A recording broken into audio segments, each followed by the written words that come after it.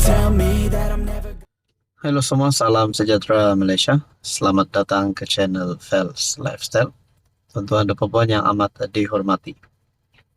Saudara-saudara, seperti yang kita tahu, Anwar Ibrahim sebagai Perdana Menteri dan juga Tun Mahathir sebagai seorang ahli politik yang amat dihormati ramai, disegani ramai, yang pernah memegang jawatan sebagai Perdana Menteri sebanyak 2 kali.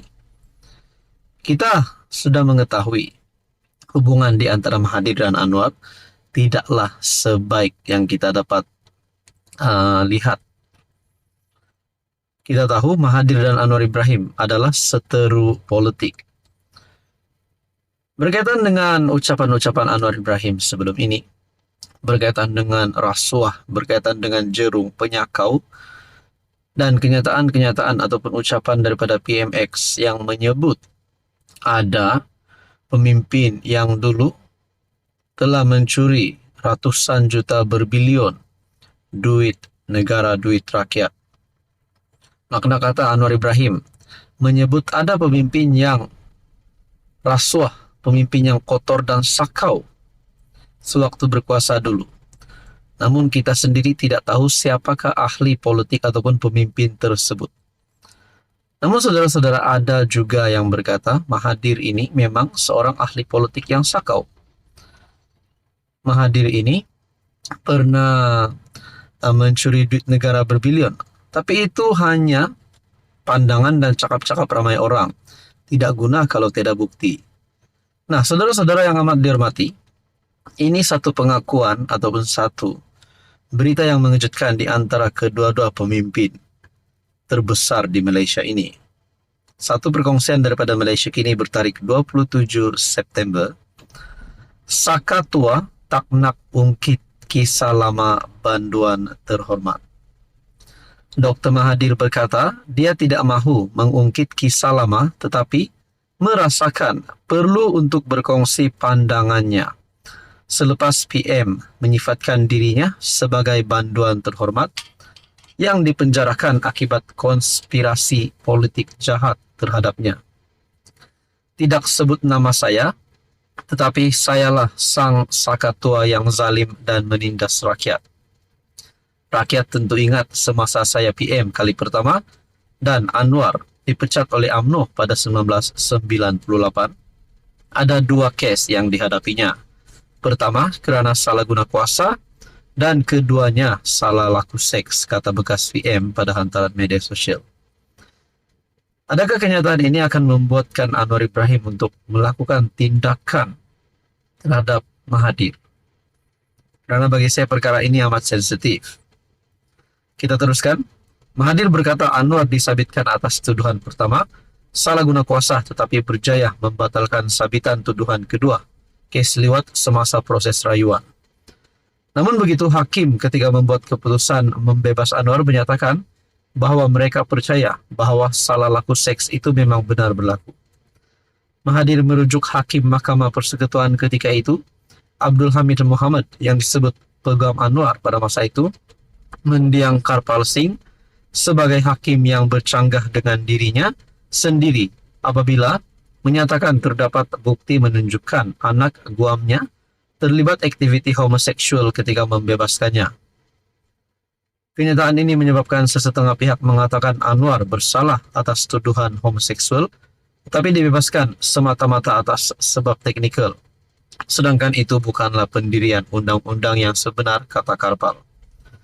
Anwar yang menghabiskan 5 tahun dalam penjara 1999 hingga 2004 bertegas tuduhan-tuduhan tersebut direka oleh Mahathir dan pihak yang bersamanya, dakwaan yang dinafikan bekas PM. Pada hantaran DFP, Mahathir menegaskan dia bukan lagi Perdana Menteri apabila Anwar dikenakan tuduhan salah laku seksual kedua yang didakwa Anwar sebagai palsu juga. Tetapi ketiga-tiga peringkat mahkamah mendapati Anwar bersalah. PM pada masa itu ialah Najib dan Menteri Dalam Negeri ialah Zahid. Siapa dia sang saka pada masa itu tidak disebut. Walaupun pada 2015 Anwar kecam Zahid kerana menghalang Anwar dari berjumpa dengan peguamnya dalam 16 kes sivil dan jenayah, kata Mahathir. Mahathir berkata PH yang diterajui oleh Anwar menamakan dia sebagai calon PM menjelang PRU 2018 dengan syarat dia menyerahkan jawatan itu kepada Anwar apabila dia meletak jawatan. Saya bersetuju untuk Anwar yang masih ada hanya 1 tahun dalam penjara dibebaskan. Malang bagi Anwar, kerajaan PH jatuh apabila 6 wakil rakyat bersatu dan 10 wakil rakyat PKR keluar PH. Tidak dapatlah saya serah jawatan PM kepada Anwar. Saudara-saudara yang amat dihormati, akhirnya pengakuan Mahathir ini pasti mengejutkan. Sabtu lalu Anwar membidas pembangkang yang sering menggunakan statusnya sebagai bekas banduan sebagai modal untuk mengkritik pentadbirannya. Ya, saya memang bekas banduan, tapi banduan terhormat dengan tuduhan zalim dan keji. Jadi saudara-saudara yang amat dihormati, menurut Anda, ini adalah pengakuan Mahathir yang pasti menggemparkan ramai. Tuan-tuan dan puan, berkaitan dengan ucapan Anwar sebelum ini, berkaitan dengan rasuah, berkaitan dengan pemimpin yang menyakau, agak-agaknya siapa pemimpin itu? Apa komen Anda? Halo semua, salam sejahtera Malaysia. Selamat datang ke channel Fels Lifestyle. Saudara-saudara, pilihan rakyat kecil Dun Mahkota yang menjadi tumpuan rakyat Malaysia pada 28 September hari ini. Ada yang kata BN akan menang besar, ada yang kata PN akan terpelanting. Namun di dalam pilihan raya dan di dalam politik tidak mustahil. Apa sahaja pun boleh berlaku. Mungkin PN akan menang, BN pula yang akan terpelanting.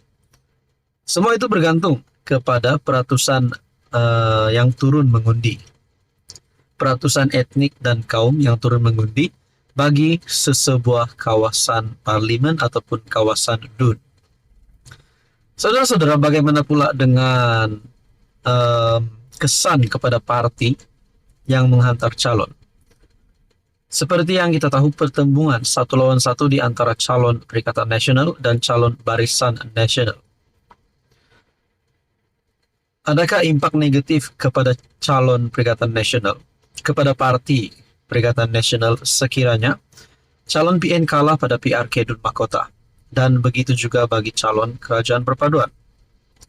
Saudara-saudara, ada satu kenyataan daripada Puat Zarkashi yang bagi saya pasti mengejutkan. Puat dalam satu kenyataan, PN takut bersatu, PAS berpecah jika kalah mahkota. Adakah ini boleh dikaitkan dengan jawatan Muhyiddin Yassin sebagai Presiden Bersatu dan jawatan Hadi Awang sebagai Presiden PAS? Di mana masing-masing mereka adalah kepimpinan tertinggi Perikatan Nasional. Adakah PN berisiko untuk bubar? Adakah Bersatu ataupun PAS akan keluar daripada gabungan PN? Adakah Muhyiddin Yassin dan Hadi Awang akan letak jawatan dan sebagainya sekiranya mereka kalah PRK Dun Mahkota? Itu menjadi persoalan. Ahli Majlis Kerja Tertinggi UMNO, Muhammad Puat Zarkashi, mendakwa PN mula berasa takut. Dua komponen utama gabungan itu, Bersatu dan PAS, akan berpecah sekiranya kalah PRK Dun Mahkota. Kali ini PN mati akal nak main isu ekonomi. Ini kali pertama kempen PN tiada hala tuju. Anwar Musa, juru cakap PAS, memuji-muji kerajaan Johor.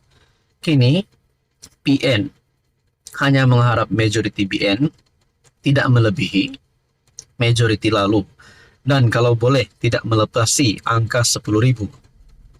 Paling PN takut mahkota jadi Tanjung Piai 2.0. Giliran Bersatu dan PAS pula pecah, katanya dalam hantaran FB. Speaker Dun Negeri Johor itu berkata, pemimpin Bersatu, Muhammad Azmin Ali, keseorangan di PRN Dun Mahkota. Dakwanya ini selepas PAS selaku komponen PN telah menjauhkan diri dalam PRK itu. Hanya Azmin nampak bersungguh-sungguh, PAS jelas menjauhkan diri. Satu hari baki untuk berkempen. Azmin terkial-kial mencari isu, kata Puat lagi.